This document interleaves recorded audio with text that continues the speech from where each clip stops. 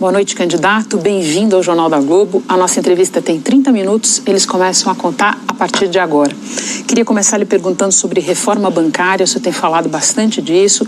E o seu programa prega uma transformação profunda do sistema financeiro para baratear o crédito. Sim. O senhor diz que não pretende fazer isso usando os bancos públicos para forçar o juro a baixar lá na ponta, mas que pretende taxar progressivamente quem cobrar juros mais elevados.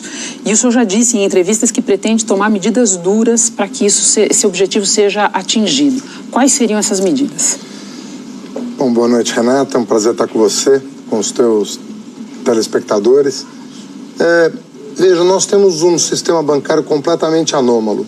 5 bancos, inclusive 2 públicos, eles concentram mais de 80% do crédito. Nós temos algumas alternativas. Existem as fintechs e existem algumas cooperativas de crédito que estão indo muito bem no Brasil e podem aumentar a concorrência. Mas isso tem sido insuficiente para baixar o juro na ponta. O juro para quem quer um crediário, um juro para quem quer limpar o nome e parcelar sua dívida, o juro, sobretudo, para o empreendedor que quer tomar dinheiro emprestado para abrir um negócio. Coisa mais comum no exterior é uma pessoa ir ao banco, tomar um dinheiro emprestado e abrir um negócio. Aqui você não vê isso por quê? O juro é tão alto que o lucro não cabe no juro. O lucro é menor que o juro. Então, você não vai ter geração de emprego. No mundo inteiro, o juro é menor que o lucro. Então, você paga o banqueiro, sobra um pouquinho para você. Por isso que você emprega a gente. Se o juro for maior que o lucro, você não vai ter chance, você vai quebrar. Uma das razões da mortalidade de empresas no Brasil, alta taxa de mortalidade das empresas, é o fato de que elas não conseguem honrar seus compromissos. O que nós vamos fazer? Nós vamos fazer o seguinte, quando os bancos cobram uma taxa de juro na ponta muito superior à média de mercado, eles vão pagar mais impostos. Quando ele cobrar uma taxa inferior à média de mercado, eles vão pagar menos impostos. Ou seja, o banqueiro que é mais ganancioso, ele vai ter que dividir a ganância dele em tributos. O banqueiro que trouxer a taxa de juro para baixo vai ter um benefício fiscal com isso. Com isso, nós vamos empurrar a taxa de juro para baixo. E todo mundo vai ter muito mais facilidade de pegar o que toma emprestado. Deixa eu lhe perguntar sobre um risco que alguns especialistas dizem estar embutido nessa questão. Sim. Aumenta o imposto para o banco que mantiver o seu juro mais elevado. O banco abaixa a taxa, mas segura o crédito para aquele consumidor, para aquele empreendedor de perfil mais complicado, para o inadimplente e tal. Essa medida tem um efeito bumerangue. O senhor vê esse risco? Existe o risco se a gente não atuar nos depósitos compulsórios. Nós temos que atuar em várias pontas para fazer o sistema operar. Então, nós temos que valorizar a ação dos bancos que atuem como os bancos estrangeiros atuem. Digo, no exterior, não no Brasil. O Santander é um banco estrangeiro que atua no Brasil da mesma maneira que os outros bancos privados. Se nós elaborarmos um plano em que você tem estímulos para baixar a taxa de juros, inclusive fiscais, nós vamos trazer a diferença que chama spread, que é a diferença do juro de captação e de empréstimo, nós vamos trazer ele para baixo. Agora, isso tudo, nós vamos pactuar, inclusive utilizando os bancos públicos, que vão ter que se adequar também às mesmas regras. A ideia não é fazer regra para banco público diferente de banco privado. O senhor mencionou há pouco a concentração bancária e o seu programa fala disso também. Sim. Fala de superar a estrutura de oligopólio que controla o sistema financeiro. E eu entendo que o senhor está propondo, então, resolver um problema que durante os 13 anos de governo do PT, por ação ou omissão, não se resolveu e se agravou, porque, na verdade, nesse período, a concentração bancária no Brasil cresceu. Na verdade, desde o Plano Real. Nós temos aí um efeito, desde o Plano Real, nós não conseguimos resolver o problema do juro real no Brasil. O juro real para o tomador é impraticável. Eu fui lojista, eu trabalhei atrás de um balcão, na 25 de março, com meu pai. Loja do seu pai. A loja do meu pai, de quem eu fui sócio no período final, ele teve loja durante 18 anos no fim da vida dele, dos quais, durante 12, eu fui sócio dele. Trabalhei atrás de um balcão durante 12 anos. coisa mais difícil para um empresário brasileiro é ir no banco descontar um borderô. Na época a gente chamava borderô de duplicata. Porque todo o teu lucro é corroído pela taxa de juro. Não sobra para o empreendedor. Posso pegar esse seu exemplo e a gente continuar falando de crédito, mas agora do ponto de vista do tomador. Quando o senhor foi indicado para assumir a cabeça da chapa do PT, o senhor registrou na Justiça Eleitoral um documento que tinha como novidade esse programa Dívida Zero, que é em tudo semelhante ao programa Nome Limpo que tinha sido apresentado pelo candidato Ciro Gomes. A gente sabe que a inadimplência é um problema sério, diz respeito a muitos eleitores. Eu queria lhe fazer uma pergunta de natureza eleitoral. O senhor incorporou esse programa porque o senhor ou a sua campanha tinham algum sinal de que esse programa estava acarreando ou poderia acarrear votos para a candidatura de Ciro Gomes? Não, na verdade, até por sorte nossa, o nosso programa, antes do registro no TSE, vazou para a Folha de São Paulo. A repórter Marina Dias teve acesso à íntegra do programa, antes do Ciro sequer mencionar esse programa. Mas o importante é o seguinte, bom, temos um acordo em relação à inadimplência. O que é diferente na nossa proposta? O Ciro não propõe uma reforma bancária. O Ciro propõe resolver um problema tópico que não vai resolver no médio e longo prazo o problema do juro alto no Brasil. Você vai tirar as pessoas do SPC, elas vão voltar depois de um ano, porque o problema estrutural não terá sido resolvido. Nós temos a nossa proposta é de uma reforma bancária, que conta com fintechs, que conta com cooperativas de crédito, que conta com estímulos para redução de spread, punição para quem aumentar o spread. É diferente, a nossa é muito mais abrangente. Eu entendo e queria retomar quando o senhor disse que o banco público não será tratado de uma maneira diferente e que será, sim, usado ou de alguma maneira fará parte dessa reforma. A sua proposta, o programa prevê que os bancos públicos ofereçam uma linha de crédito especial para os brasileiros endividados. E a gente tem a memória recente de um período em que bancos públicos foram usados de maneira indevida e isso contribuiu para os maus resultados econômicos do governo Dilma Rousseff. Não é mandar um sinal ruim dizer que a solução do problema da inadimplência passa pelo uso, por onerar os bancos públicos? Não, nós não pretendemos fazer isso. Os bancos públicos serão sujeitos às mesmas regras dos bancos privados nesse programa. Obviamente que eu tenho que esclarecer que a Caixa Econômica Federal, ela tem linhas de crédito próprias, que inclusive constam do Orçamento Geral da União.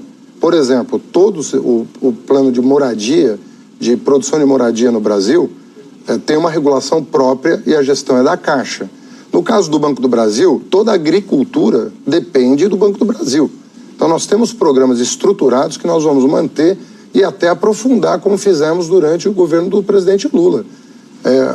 Aceleramos aí os empréstimos para casa própria para o agricultor, tanto o agronegócio quanto o agricultor familiar, que, registre-se, ainda tem um quinhão muito pequeno do crédito para a agricultura.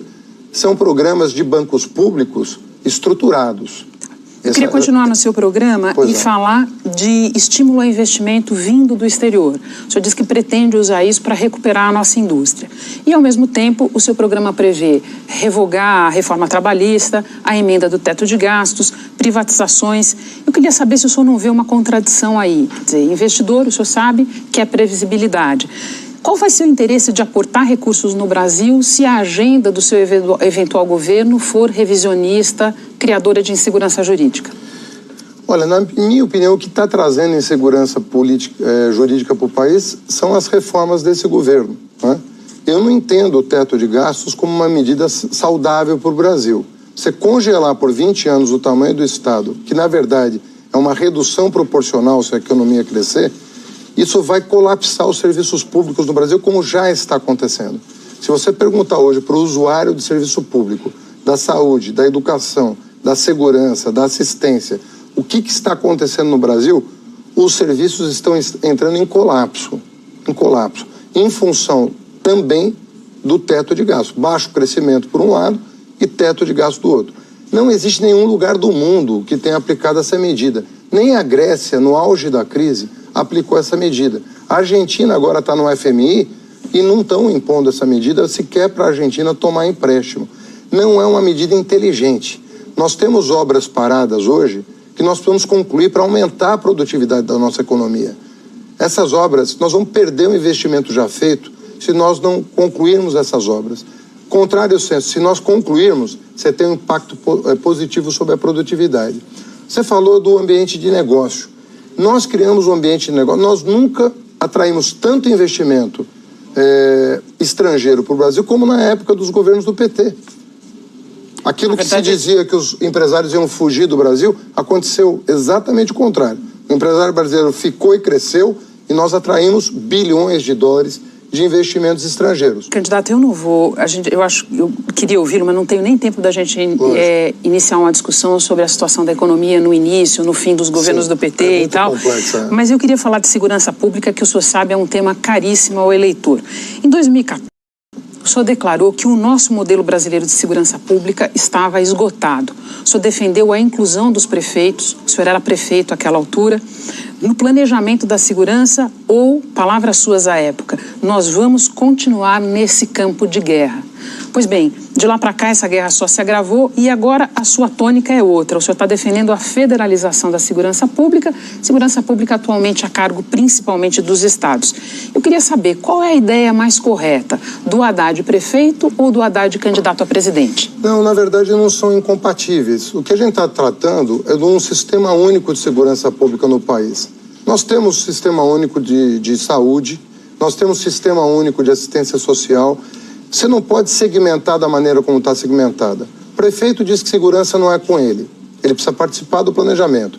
Os governadores não gostam de ouvir os prefeitos sobre isso. Não fazem um planejamento a quatro mãos. Eu tinha enormes dificuldades de negociar com o governo do estado de São Paulo uma visão de segurança territorial na capital. Eu era responsável pela segurança de 12 milhões de pessoas e não tinha nenhum acesso ao comando da Polícia Militar. Isso é errado.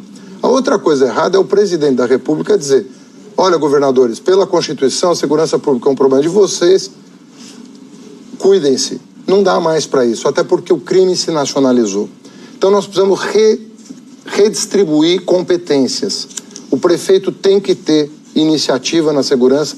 O prefeito conhece muito as vulnerabilidades do seu território. Pelo que eu estou entendendo, o que o senhor está defendendo é mais integração do que federalização, é isso? Alguns crimes nós pretendemos federalizar. Daí, no caso dos crimes, eu entendi. Os crimes que envolvem organizações nacionais criminosas, o governador não vai dar conta. E há vários crimes nesse sentido. Para quê? Para liberar forças locais para combater homicídio, feminicídio, estupro, roubo, que é o que aflige a população.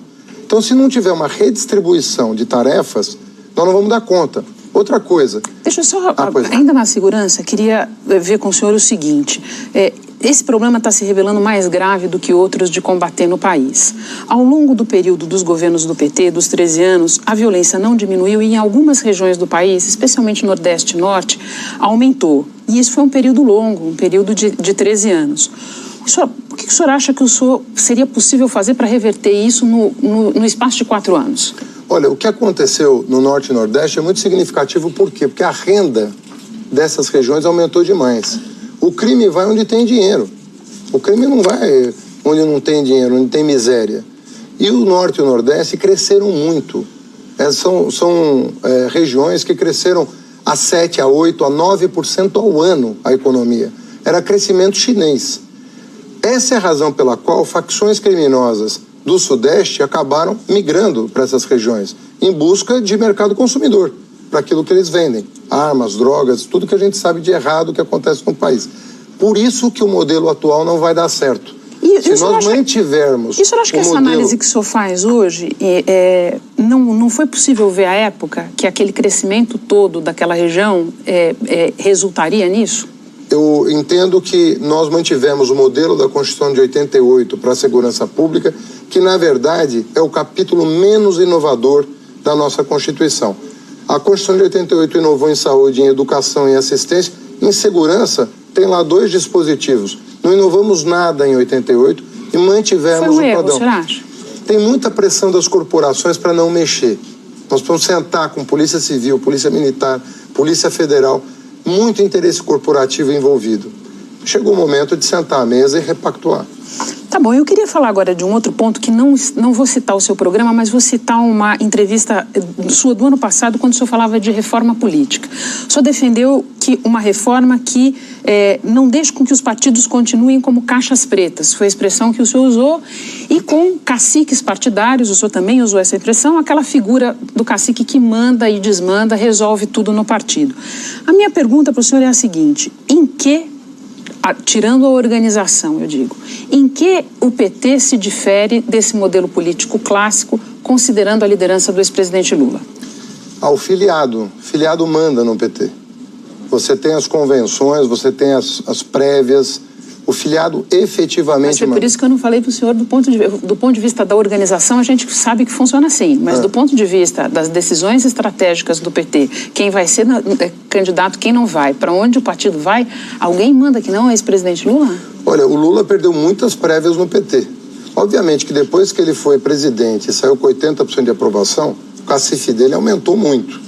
Mas o Lula perdeu muita prévia. Eu sou testemunha disso, inclusive porque votei, às vezes, contra a vontade do presidente Lula em algumas prévias. Queria, já que nós estamos falando... Votei não, militei contra as decisões que ele tomou. Não cheguei a votar. Mas, então, no que a figura dele se diferencia desses caciques? Porque nenhum desses caciques regionais manda tanto quanto o ex-presidente Lula. Não é verdade, porque os caciques regionais não consultam ninguém.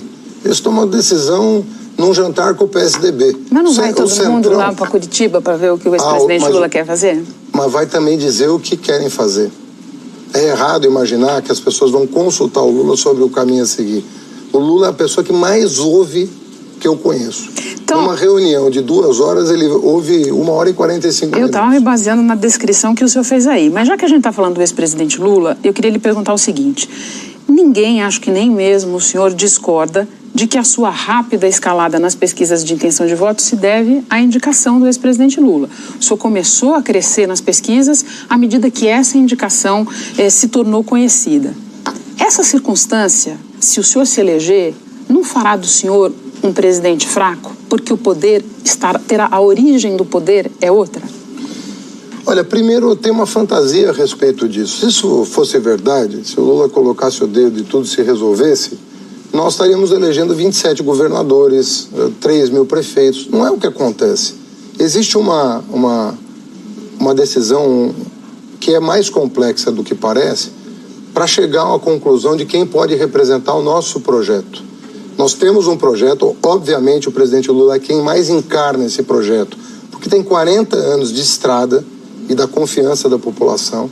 Então não vou negar que a liderança dele que é mundial. Eu tive em Curitiba N vezes com personalidades do mundo inteiro, ex-chefes de Estado, ex-presidentes, ex-primeiro-ministros, ex-presidente de parlamento, prêmio Nobel da Paz. Então o Lula é uma personalidade mundial, eu tenho muito orgulho de contar com a confiança dele, mas nós temos um partido que é complexo. Tá, mas só para eu entender, várias forças políticas. O senhor acha que está incorreta essa minha avaliação de que a sua escalada nas pesquisas se deve à indicação do ex-presidente Lula? Eu penso que o PT tem muita força no país, o Lula encarna esse projeto como ninguém, pela liderança que ele tem no país. Não é a transferência maciça de votos, candidato, que estavam se dirigindo a ele e a partir do momento em que ele indica o senhor, estão vindo para o senhor, não é isso? É isso também, mas se fosse só isso, haveria transferência para todo lugar onde ele apoia. E não funciona tão automaticamente. Mas ele não fez uma carta lá da prisão em Curitiba indicando o voto em todos aqueles... Não, mas nenhuma... Eu mesmo li ao vivo e a cores muitas dessas cartas. Ok, mas nenhuma, às vezes funciona, nenhuma que tenha sido cercada da expectativa, da atenção, como foi a sua, porque o senhor foi indicado para disputar a eleição que ele iria disputar. É verdade, e eu lamento que isso tenha acontecido, porque a Organização das Nações Unidas, com base num tratado aprovado pelo nosso Congresso Nacional, disse que o pleito do Lula era legítimo em função da fragilidade das acusações contra ele. E nem assim a nossa justiça concedeu o direito dele. Concedeu para o garotinho. agora, mas não concedeu para o presidente Lula. O Tribunal Superior Eleitoral discordou, mas eu queria aproveitar que essa é a sua avaliação e que o senhor fez aqui agora para lhe perguntar o seguinte. É um assunto sobre o qual o senhor tem falado bastante. Você que tem perguntado bastante. Então, o senhor tem falado. Sim, lógico. Então, eu acho que vai ser até um esclarecimento rápido, porque como já houve versões distintas, eu queria lhe perguntar o seguinte. Da minha parte, uma versão só. Não, primeiro o senhor dizia que, quando lhe perguntavam sobre indulto ao ex-presidente Lula, que ele não queria o indulto. Depois começaram, mas não era essa a pergunta, era se o senhor daria o indulto uma vez eleito. Depois começaram a aparecer outras versões de outras lideranças do PT e esta semana o senhor disse que, se eleito, não dará o indulto. Eu queria esclarecer, nem indulto, nem graça, nem anistia. Haverá isso para o ex-presidente Lula num eventual governo seu? Olha, eu repito o que eu disse na CBN, de que não, mas esclareço a opinião pública. Hoje eu recebi uma carta do Lula indignado com o fato desse assunto ter voltado à cena, porque ele já disse, por escrito, inúmeras vezes, inclusive por ocasião do seu registro. Eu li uma carta do Lula no dia 15 de agosto, no momento em que registrava a sua candidatura, eu como vice, ele como presidente no TSE, dizendo que que ele já provou a sua inocência e que ele quer que os tribunais reconheçam a sua inocência, porque não há provas contra ele. Eu, modestamente, tenho formação jurídica e li o processo. Li a acusação, a defesa e a sentença. E li o acórdão também, mais recentemente. Não há base para aquela condenação. Tiraram o Lula da corrida presidencial e a opinião já não é mais do cidadão Fernando Haddad. As Nações Unidas corroboraram essa interpretação de que é frágil demais o processo para tirar o líder das pesquisas da disputa presidencial. Candidato, mas agora o senhor é candidato, o senhor está pedindo voto, então só um esclarecimento final. Não haverá indulto. É a sua palavra final? É a sua palavra final. Então eu queria falar com o senhor sobre corrupção. O senhor gosta sempre de dizer que os governos do PT foram os que mais fortaleceram os mecanismos de combate à corrupção. O senhor cita uma série de medidas aí.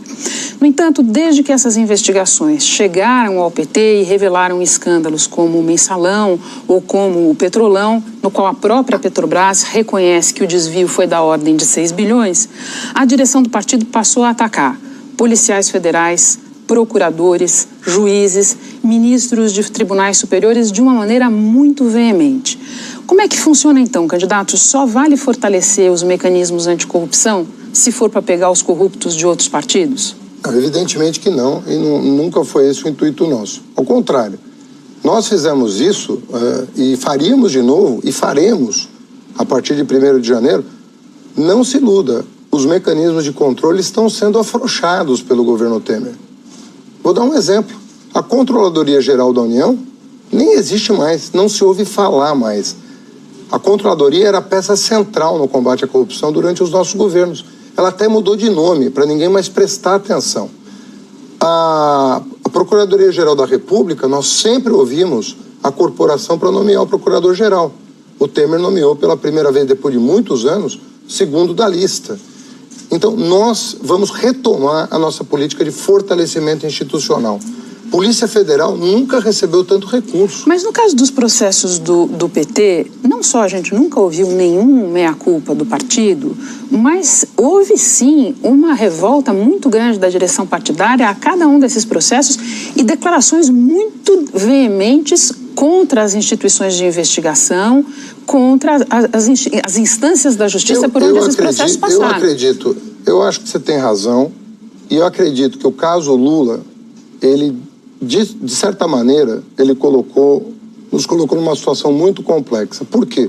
Porque nós criamos mecanismos de combate à corrupção, o presidente Lula sancionou praticamente todas as leis que são usadas pela Lava Jato, sempre louvou o combate à corrupção, sempre teve orgulho de ter feito isso em parceria com o Ministério Público e depois se vê vítima, na nossa opinião, e é unânime no PT, de uma sentença injusta. Então tá, então se o senhor acha que a sentença do ex-presidente Lula é injusta, e o senhor sempre diz que o senhor não gosta que se fale do partido como um todo, sim, vamos individualizar. Eu queria lhe perguntar, José Dirceu, Antônio Palocci, João Vacari Neto, André Vargas, algum desses foi condenado injustamente, candidato? Olha, eu não conheço, primeiro eu estou te falando sinceramente, não conheço os processos, não li os processos. Eu me ative a questão do Lula, que tinha uma repercussão nacional evidente. Nós queríamos reconduzi-lo ao Palácio do Planalto, né? Tenho a impressão que, em alguns casos, né, a pena é desequilibrada, né? Há casos casos, por exemplo? O Vacari, o próprio Sérgio Moro disse textualmente que não há um centavo de dinheiro público utilizado pelo Vacari ou pela família do Vacari em nenhum aspecto. E quando eu vejo a PGR arquivar dezenas de processos por prescrição de Caixa 2 de outros partidos, eu fico me perguntando, eu não estou fazendo uma acusação, eu fico me perguntando se não está havendo dois pesos e duas medidas.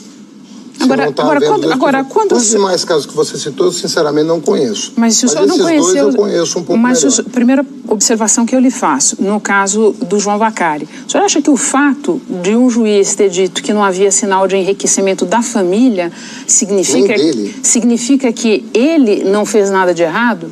Significa que pode-se apurar a suspeita de Caixa 2, como aconteceu com o Serra, como aconteceu com a Aloysio Nunes, como aconteceu com várias personalidades que tiveram todos os seus processos arquivados. Então, a pergunta que eu faço, e eu não tenho todos os elementos para julgar, porque eu não estou com essa função, não sou juiz do caso, mas me parece que, em alguns casos, o tratamento tem sido distinto. E isso, sim, é razão para o PT dizer, afinal de contas, num caso é Caixa 2, arquive-se, e no outro... Não é por quê? Qual é a razão? Quais casos lhe parecem distintos? O senhor comentou o João Vacari. Quais casos lhe parecem distintos? Esses que foram arquivados recentemente, foi recentemente arquivado um processo do José Serra dizendo, ó, está prescrito que é só Caixa 2. Não houve nada além de Caixa 2. Nem se investigou para saber se tinha a ver com a obra da Dersa, se tinha a ver com a obra do metrô, porque uma coisa é um crime eleitoral de baixa lesividade, né, do Código Eleitoral. A outra coisa é uma suspeita de superfaturamento de obra. Eu só estou considerando estranho o seguinte, nenhum dos casos das condenações do PT o senhor acha que foram justas? Eu lhe pergunto isso pelo seguinte, porque a posição da direção partidária é nesse sentido, é de questionar todas as decisões não é verdade. Não é? Então, mas eu queria lhe saber, o senhor acha que houve alguma condenação justa dessas que eu estou lhe citando? Em primeiro lugar, não transitou em julgado nenhuma dessas sentenças que você se referiu. Nenhuma dessas sentenças transitou em julgado. Aconteceu o caso do Luiz Guxiquem, que no leito de morte foi absolvido pelo Supremo Tribunal Federal, né? Então, não dá para particularizar dessa maneira. Agora, o que eu defendo? Investigue-se. Todo homem público tem que estar com todas as contas, declaração de imposto de renda, patrimônio, tudo à disposição das pessoas. Acho que esse é o papel, e levar as últimas consequências às investigações. O que às vezes chama atenção é que parece haver, em alguns casos específicos, dois pesos e duas medidas. Eu queria fazer uma pergunta sobre Venezuela para o senhor, onde o governo faz detenções arbitrárias e diretamente ou por meio das milícias, das forças paramilitares, tortura e mata. No entanto, o PT diz oficialmente que a Venezuela é um exemplo de democracia. Eu queria saber se o senhor pessoalmente concorda com isso e em que o Brasil deve se inspirar na Venezuela.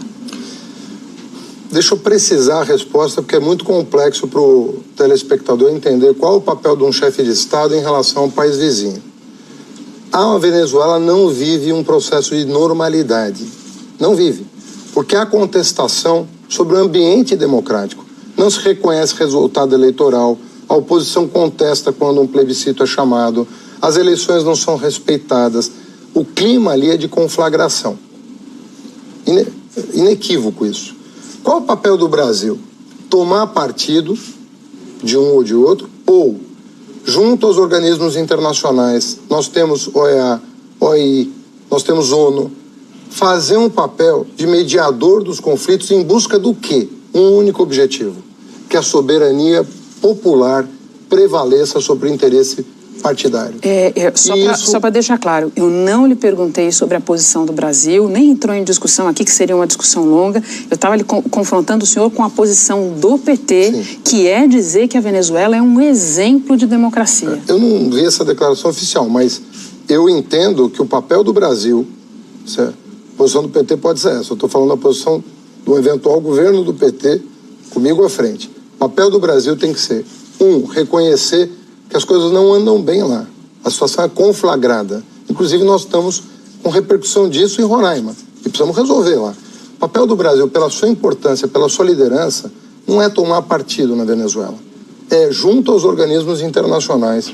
Inclusive, o próprio Fernando Henrique, ao seu tempo, criou grupos de apoio à Venezuela em função da instabilidade política. É buscar a mediação, reconhecendo que o ambiente não é o mais saudável. Só lembrando que essa não é a posição do partido, embora eu tenha entendido a sua, se o senhor vier a se eleger. Candidato, o nosso tempo acabou. Eu queria agradecer mais uma vez a sua presença no Jornal da Globo. Eu te agradeço. Boa noite. Boa noite.